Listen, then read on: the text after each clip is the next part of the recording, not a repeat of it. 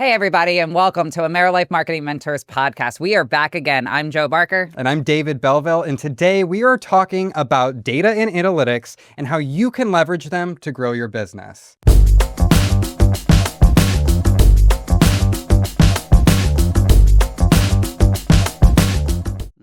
Speaking of short form video, I want to extract YouTube from this social media discussion because of how important it is to those health and wealth professionals to educate their audience. And we have so many people approaching us right now as we start the year wanting to learn more about how they can elevate their video capabilities. Joe, when it comes to YouTube, what metrics are you looking for someone just getting started? Yeah, with YouTube, if you're just getting started on your channel, you really need to be realistic. And so if you're not going to put any paid dollars behind it to get those sponsored videos out there, it truly is, you're having to grow your brand organically. And so really what we're watching, and I'll give an example because I like using us, is AmeriLife Marketing Mentors. We launched our YouTube page.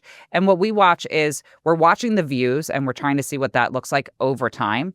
But as we grow and as we continue to post, we keep seeing those views go up, even from our very first video we ever put out there.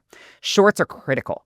Shorts are absolutely critical on YouTube right now. You have to have shorts. It's almost like you kind of can't even survive on YouTube anymore if you don't have shorts that are delivering over there. But really what we're watching for is we're watching the subscribers, but it's realistic. So we're not coming into it and saying, hey, within 1 month of not putting any paid dollars behind this, we want 1,000 subscribers. It's not going to happen. Right. But we said, hey, in 3 months, and with us posting consistently, we think we should be able to get to 100 or 150.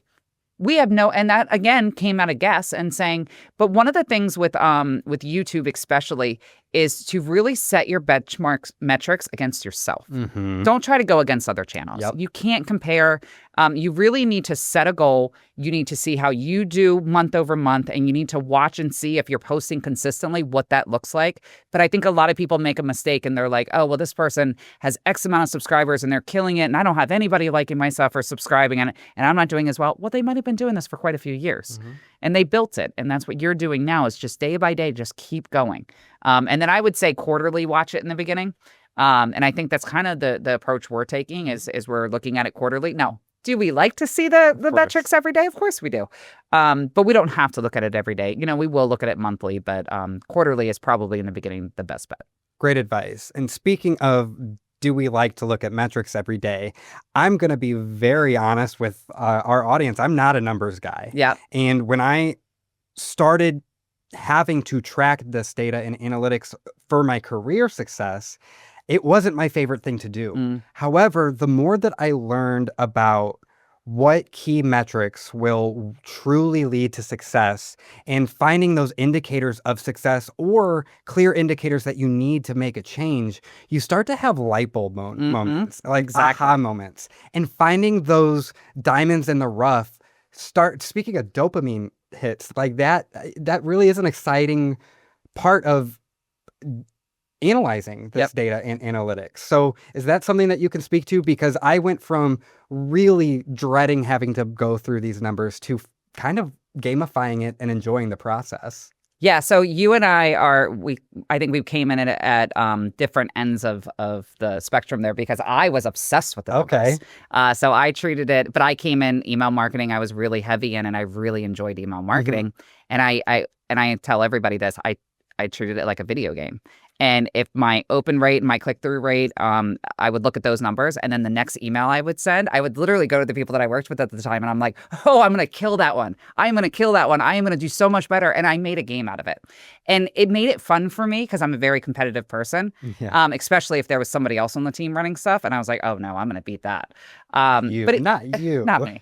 But it actually did make it fun for me. And then I started realizing that it went across all the channels.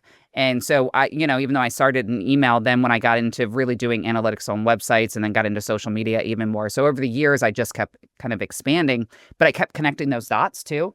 So then I was like, oh my gosh, I've got this person, and I sent them a cold email blast, and then now they're subscribing at my website. Wow, they just followed me on YouTube. So I started like connecting those dots. And you get to a point now which we kind of noticed when we were at kickoff, somebody would come up and say like, hey, I just watched your webinar and I just subscribed to you. it's a good feeling. Absolutely. And it's you start to feel like, hey, all this work that we're doing behind the scenes and all this effort, it's actually, it truly works. Absolutely. And it does help build your brand. And the more that we can look at it and we can say, hey, well, these are the efforts that we need to put in place more because it's driving the most. That's what we're watching. So I love data and analytics. I love to dig into the numbers. It's one of the things that I do the most, I think, is really analyze and try to make recommendations to optimize and get campaigns the next way.